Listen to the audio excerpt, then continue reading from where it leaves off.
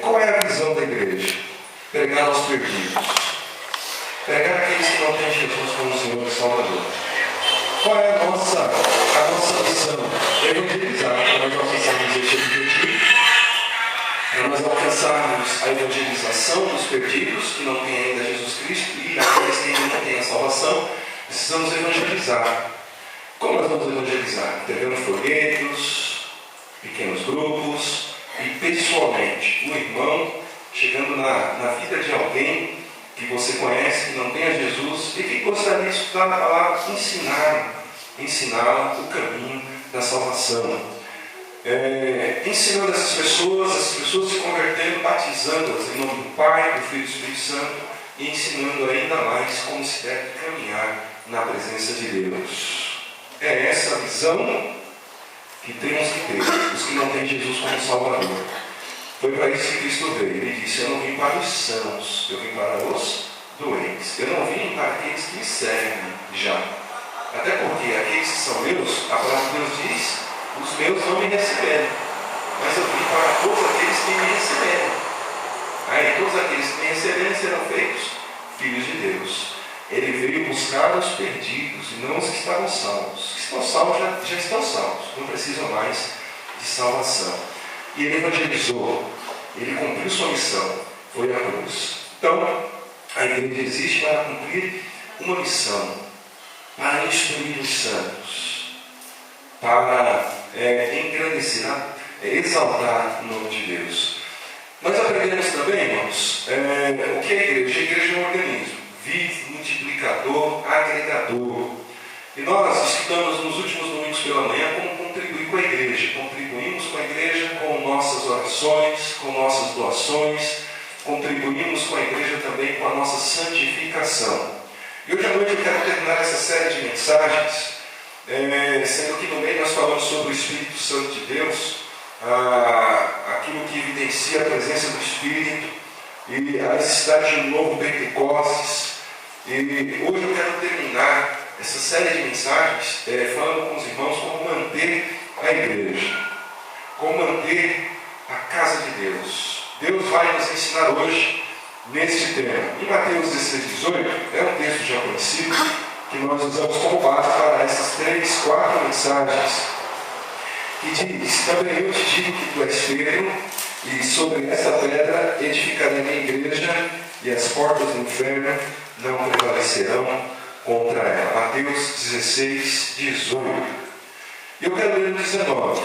Dar-te-ei as chaves do reino dos céus, o que ligares na terra será ligado nos céus, e o que desligares na terra também será desligado nos céus. Vamos orar. Deus, fala aos nossos corações essa noite. Ó Pai, ilumina-me para que nenhuma palavra saia da minha boca sem a tua autorização. E ó Deus, ilumina-me para que eu tenha sabedoria dos altos céus, espiritual, para ser útil nas tuas mãos. Perdoa meu pecado, perdoa aquilo que pode impedir, ó Pai, que o Senhor me use com destreza. E ó Pai, abençoa cada um que está aqui, dá sabedoria também, ilumina seus corações, suas mentes. Ó Pai, para que possam receber a palavra do Senhor com alegria e não apenas aprender alguma coisa nova hoje, ou recordar aquilo que já sabe, ou reforçar aquilo que já tem como convicção, mas, ó Pai, que possam colocar em prática, obedecer, ó Deus, aquilo que o Senhor propõe para cada um de nós. Até porque teu Filho, sendo Deus, veio ao mundo para obedecer aquilo que o Senhor nos manda. Então, Pai, nessa noite, que o Espírito do Senhor tenha liberdade de transitar entre nós, e que cada coração aqui esteja aberto, recebendo, ó Pai, do Senhor o manjar, ó Pai, esteja recebendo do Senhor o alimento, a substância, e quebrantando-se diante de Ti, para a glória do Teu nome. Ó Pai, muito obrigado pela bênção de poder transmitir a Tua palavra, de ser um vaso nas Tuas mãos, no nome de Jesus. Amém. Amém. Deus vai nos ensinar como manter a igreja viva, forte e firme no tempo que estiver neste mundo. Porque um dia ela vai ser retirada deste mundo, que é o dia do arrebatamento. No âmbito pessoal, Deus quer mantê-la firme, forte e viva no material, e também no âmbito espiritual. Mas antes, lembremos das duas atitudes necessárias que nós falamos em todas as mensagens, que são essenciais para que nós possamos ser mantenedores da igreja, ser instrumento de Deus para sustentar a igreja. A primeira é a atenção. Nós precisamos estar atentos para o que Deus vai ensinar através da sua palavra. Então, abra seus ouvidos, abra seu coração, abra seus olhos, abra a sua mente, abra a sua vida para aquilo que Deus tem para te ensinar, para que essa semente seja plantada numa boa terra, num bom coração, num coração que venha a produzir frutos, numa vida que venha a produzir frutos que glorifiquem ao Senhor. Então a primeira coisa é a atenção. A segunda coisa é necessária, a segunda atitude que é necessária a princípio, antes de qualquer coisa, é disposição. Eu posso ouvir muito bem, eu posso entender muito bem, eu posso até guardar no meu coração aquilo que eu ouvi, mas eu preciso estar disposto a praticar cada ensinamento revelado por Deus. Então não adianta você ouvir e não pôr em prática aquilo que você escutar. Você precisa ouvir e pôr em prática. Tiago diz isso bem claro para nós. Aquele que ouve e não pratica, engana-se a si mesmo com um falso discurso. E às vezes a gente se pega nos enganando a nós mesmos.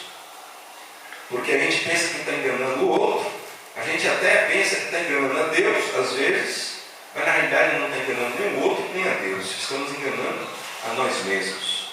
Porque não praticamos a palavra, não praticamos aquilo que o Senhor nos ensina. Então, é necessário haver disposição da sua parte em praticar ou para praticar cada ensinamento revelado por Deus, não só nessa noite, mas em todas as oportunidades que o Senhor te der para ouvir a palavra dele.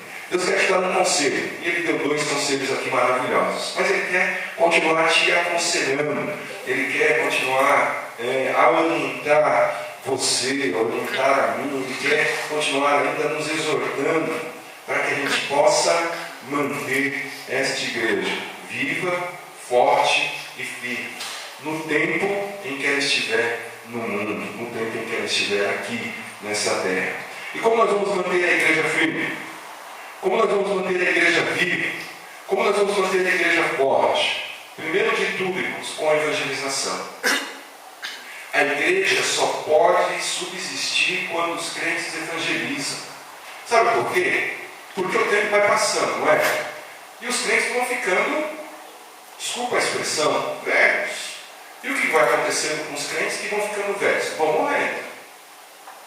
Se não houver uma evangelização para uma renovação da membresia, a igreja acaba. A igreja acaba. Por quê? Você, nós, quanto mais passa o tempo, menos vigor nós temos, menos força nós temos. E mais, irmãos, a evangelização é um meio multiplicador de membros da igreja. Paulo, ele disse: não me envergonhe do Evangelho de Cristo, de Deus, porque é o poder do Evangelho de Cristo, porque é o poder de Deus para salvar tanto o judeu como o grego. Nós não podemos ter vergonha do Evangelho. Nós não podemos ter timidez para pregar o Evangelho. Nós não podemos ter receio para anunciar a salvação que está em Cristo Jesus. Melhor coisa é dar do que receber. E tudo que nós recebemos de Deus, nós devemos dar com alegria. Porque Deus ama aquele que dá com alegria. E você recebeu a salvação de Deus pela graça de Deus por meio da sua fé. Quantos estão em sua volta que ainda não entenderam que precisam de Jesus? Porque o seu pecado separa de Deus. Porque o seu pecado condena à morte. Quantos? E você tem uma mensagem de salvação na sua mão. E o que você deve fazer? Repartir, dividir, dar a esses que estão perto de você a oportunidade também de desfrutar da salvação que há em Cristo Jesus. A igreja de Jerusalém, após a ascensão de Cristo, depois que foram revestidos pelo Espírito Santo, ficou amotinada num lugar. Ficaram ali acomodados dentro do templo e esqueceram da última ordem dada por Cristo. Até que veio uma grande perseguição, onde os cristãos saíram, onde os cristãos despertaram para a sua responsabilidade. Não a responsabilidade apenas pessoal, material, mas principalmente a sua responsabilidade espiritual. E saíram propagando o Evangelho por toda parte, pregando a mensagem de Cristo, pregando que Cristo havia morrido na cruz pelo pecado dos homens, mas ele não tinha ficado morto, ele ressuscitou dentre os mortos e por isso podiam crer nele, porque assim como ele tem vida, ele dá vida a todo aquele que nele crê. Então, Deus nos deu essa ordem, a ordem é a igreja. Mas ele não deu apenas a ordem, ele deu poder para a igreja, poder para mim e para você, para evangelizar o mundo. E ele também deu não só a ordem, não só o poder, mas ele deu um projeto. Atos 1:8 diz o quê? Recebereis a virtude do Espírito Santo e semeis testemunhas, tanto em Jerusalém, como na Judéia, em Samaria e até os confins da terra. Nós temos que fazer em nossa Jerusalém, nós temos que evangelizar o nosso bairro, nós temos que evangelizar a nossa cidade, nós temos que ir além de fronteiras, nas Samarias, nas Judéias e até os confins da terra. Pregando o quê? Que Cristo morreu e Cristo ressuscitou para que todo aquele que nele crê não pereça, mas tenha a vida e a vida eterna. Ele deu a direção. Irmãos, você como crente em Cristo Jesus não está ignorante quanto à sua responsabilidade. Eu não estou ignorante quanto à minha responsabilidade espiritual. E qual é a nossa responsabilidade espiritual? Reconciliar o homem com Deus, por intermédio do Evangelho. O Evangelho liga o homem novamente a Deus. Por conta do pecado, o homem está separado, mas por conta do Evangelho, das boas novas, por conta de Cristo Jesus, o homem é novamente ligado a Deus. Por Cristo nós chegamos a Deus. Podemos destacar uma obra espiritual, uma responsabilidade espiritual e um agente espiritual quando se pensa em evangelização. Qual é a obra espiritual? A igreja. A igreja é a obra espiritual de Deus aqui na terra. Qual é a responsabilidade espiritual? É a evangelização. E qual é o agente espiritual? O crente. Nós somos os agentes espirituais para cumprir uma responsabilidade espiritual, para edificar uma obra espiritual. Paulo diz aos Romanos que é preciso apresentar-se a Deus como um instrumento de justiça. Para lhe obedecer. Irmãos, nós somos salvos pela fé, e aquele que crê e aceita Jesus Cristo como Senhor e Salvador é salvo e salvo para todo sempre. Isso nós não discutimos. Tem a vida eterna. Quem crê tem a vida eterna. A palavra de Deus nos ensina isso. Mas o outro ensinamento posterior a este é a obediência. A obediência é parte fundamental. Porque aquele que crê, aquele que aceita Jesus Cristo como Senhor e Salvador de sua vida, ele não é salvo para desobedecer. Ele é salvo para obedecer, para testemunhar. Por isso Paulo nos exorta a nos apresentarmos a Deus como instrumento de justiça, para obedecer a Deus. Paulo diz também que os pés dos que anunciam as boas novas são formosos. Isso quer dizer o quê? Se não cumprirmos a nossa responsabilidade espiritual, que é evangelizar, como agentes espirituais que somos, a obra espiritual, que é a igreja, não prospera, não desenvolve. Pelo contrário, ela vai a pique, ela afunda, ela se quebra. Por isso, irmãos, despertemos. Nessa noite, desperte o seu coração, desperte sua mente para a nossa responsabilidade diante de Deus, que é evangelizar, que é pregar a mensagem de salvação a todos os homens, a todos aqueles que passarem por nossas vidas, a todo aquele que se apresentar diante de você, que não tiver ainda a salvação, deve ouvir da sua boca que Cristo é o caminho, a verdade e a vida. E que ninguém vai a Deus, como diz Cristo, ninguém vem ao Pai senão por mim. Também não teremos a igreja, além da evangelização, com a comunhão. Comunhão é muito importante, irmãos. Já ouviram essa que é máxima? Uma brasa fora do braseiro, ela é carvão inútil. Não tem fogo, não tem calor. A brasa só é brasa quando está no meio do braseiro. E aí eu vou dizer uma coisa para os irmãos. O crente fora da comunhão, ele é como uma brasa fora do braseiro. Frio, duro, resistente à palavra, resistente ao Espírito. Ele até escuta, mas ele não consegue absorver. Lá no Nordeste tem muito terreno árido, seco. Já viu um terreno seco florindo alguma coisa? Nada, não flore nada, não dá nada. Terreno seco não dá nada.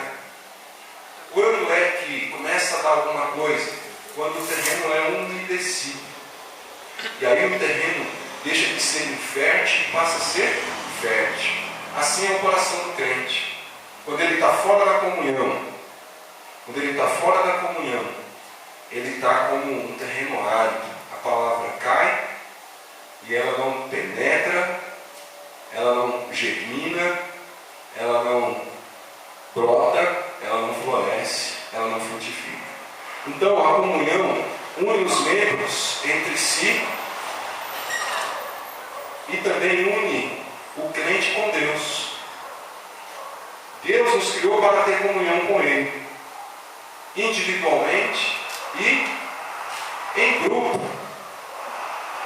Eu quero lembrar com quem Deus diz para não estabelecermos comunhão. Quero lembrar você com quem nós não podemos manter comunhão. Em 2 João 1,10, só tem um capítulo nesse livro, a Bíblia diz que nós não devemos ter comunhão com o herege. Por que herege? Porque não traz a doutrina de Cristo. E a Bíblia diz ainda mais: nem o recebais em casa. E a Bíblia é dura: nem o saudeis. Nem o saudeis. Porque é herege. Tiago diz para mim e para você: o irmão herege, aquele que se desviou da palavra, você vai lá, duas, se ele não se quebrantar, se ele não se resolver, esquece ele, entrega ele nas mãos de Deus e deixa ele caminhar na vida dele. Deus vai cuidar. Se for salvo em Cristo Jesus, estiver numa situação desagradável ao Senhor, Deus vai corrigir. Também, com quem nós não devemos estabelecer comunhão? Com as trevas.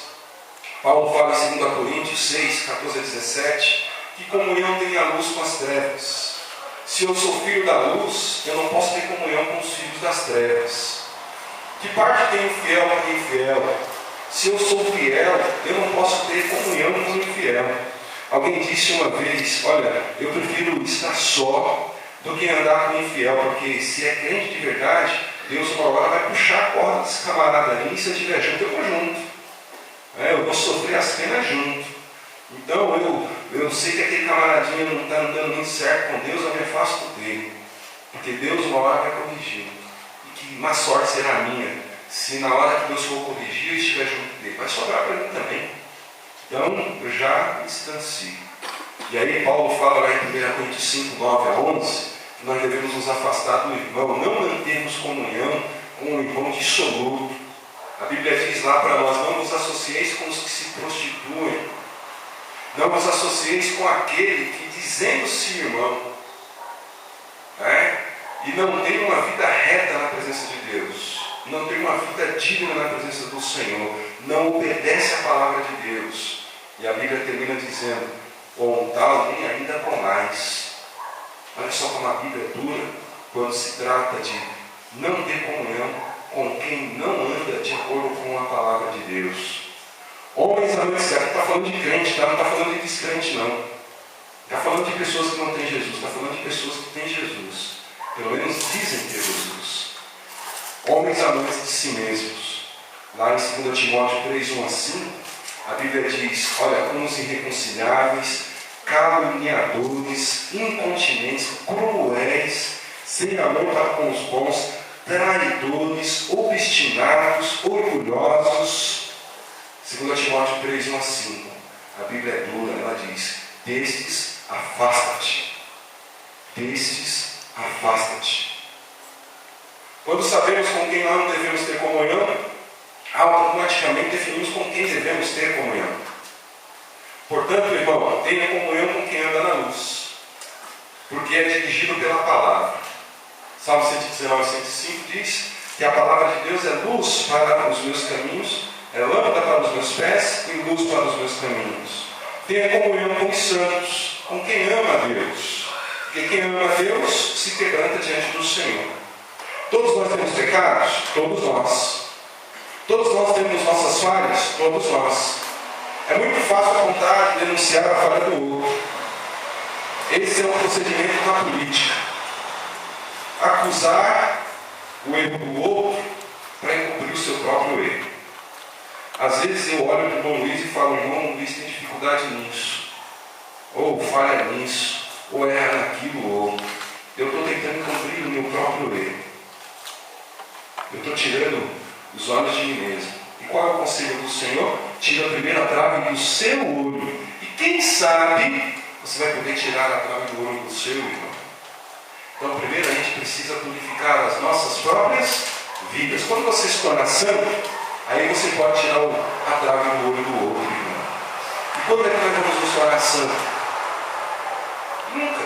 Nós vamos continuar sendo pecadores enquanto estivermos nesta terra, nesta vida. Então, enquanto a palavra de Deus tire a trave que está no teu olho, depois poderá, quem sabe, tirar o cisco que está no olho do teu irmão. Há muitos apontando, tentando, querendo tirar do cisco do olho do outro irmão.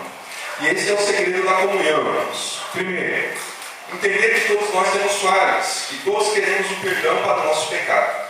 Quem não quer perdão para o seu pecado aqui? Todos nós. Segundo, entender que queremos o perdão para a nossa falha, assim como o irmão também quer perdão para a falha dele. Do mesmo jeito que eu quero perdão para mim, o irmão está querendo perdão para ele também. E terceiro, entender que se houver perdão da minha parte liberado para o irmão, eu estou pronto também para ser perdoado. A Bíblia é bem clara. Se você não perdoa, Deus também não te perdoa. Olha só. Capítulo 6 de Mateus. É bem claro. Verso 14, 13, 14 e 15. Se você não sabe perdoar, você também não é digno de perdão. O objetivo da comunhão não é cobrir pecados ou camuflar falhas. Pelo contrário, a comunhão visa a correção, ajustes, para que o verdadeiro cristão não formalize relações com as trevas e assim sempre não se torne um crente dissoluto, um cristão dissoluto, mas que seja reconciliável, fácil de tratar-se ou fácil de se relacionar, com amor para com os bons, honesto, digno de aproximação. Irmãos, irmãs, se temos fugido da comunhão com os fiéis, devemos rever nossa fé. Pode estar nas trevas com quem nós queremos ter comunhão, tornando-se assim crente dissoluto, amante de si mesmo, que aprende e nunca aprende nada, que sempre vai de mal a pior, sendo corrompido pelo pecado. Por isso, irmãos, essa noite, Deus quer nos aconselhar, e o conselho de Deus para mim e para você é: tenha comunhão com os fiéis. Tenha comunhão com aquele que quer ser fiel, que busca ser fiel. Cada qual com suas falhas, cada qual com suas falhas, mas fiéis em uma busca constante pelo ajuste com Deus, pela correção nos seus caminhos. Quando nós entendermos este conselho de Deus, e nós aplicarmos este ensinamento de Deus nas nossas vidas, certamente nós teremos uma comunhão entre nós e uma comunhão perfeita com Deus. Então nós vamos manter a igreja com a evangelização, com a comunhão. E por último, nós vamos manter a igreja, irmãos, com a adoração. A adoração verdadeira incomoda o coração de Deus. É o clique que faz com que Deus acrescente na igreja aqueles que querem se salvar. E incomoda o coração de Satanás. Quando a igreja está em comunhão verdadeira entre si e com Deus, Satanás não tem brecha naquele local. Satanás não tem oportunidade naquela igreja. Sabe por quê? Porque o Espírito Santo está transitando. E onde o Espírito Santo de Deus está, o Espírito do mal, o maligno, não pode transitar. Aonde a luz está, as trevas é dissipada. Cadê as luzes aqui? Nós vamos ver as trevas. Mas acende as luzes. Cadê as trevas? Para onde elas foram? Foram dissipadas. E onde tem o Espírito Santo de Deus, irmãos, não tem trevas. Não tem ação de Satanás. O maligno não tem oportunidade. E qual é a obra do maligno? Matar, roubar e destruir. É desordem. É desordem. Para chegarmos na adoração, precisamos passar pela evangelização. Precisamos passar por uma comunhão. Pelo fato de que há maiores motivos para se alegrar com a salvação de vidas. E quanto mais pessoas são alcançadas pelo Evangelho, maior se torna a comunhão. E mais impactante é a adoração.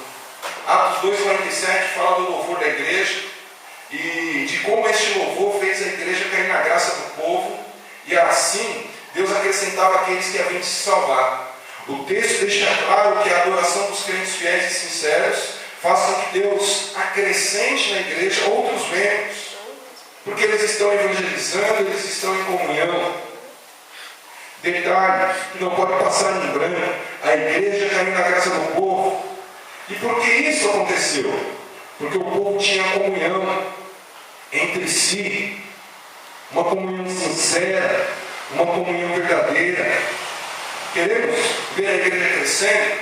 Com certeza. Mas não conseguimos nem mantê-la às vezes.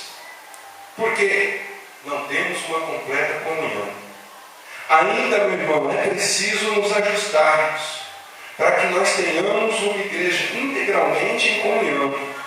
E quando isso não se torna uma realidade, isto pesa. Precisamos ser um só corpo. Precisamos ser uma só carne, como igreja. Que na falta de um membro, o outro faz a parte dele, supra aquela necessidade, tapa aquela brecha.